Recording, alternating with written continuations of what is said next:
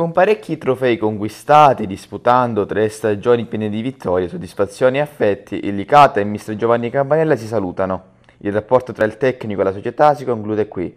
Un'avventura che è stata chiusa in maniera consensuale, dimostrando da ambedue le parti stima reciproca.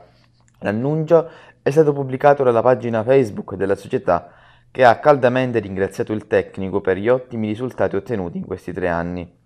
Una Coppa Italia regionale, un campionato regionale di eccellenza, un sesto posto in Serie D, si legge nel post, che è il miglior piazzamento da quando vige la regola di 3 punti. Di certo non si può dubitare della dedizione e dell'impegno che ha messo il tecnico per dimostrare la sua professionalità e la sua esperienza.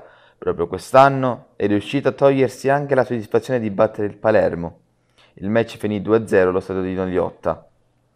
A questo punto la domanda che si stanno chiedendo i tifosi è solo una: chi sarà il prossimo allenatore?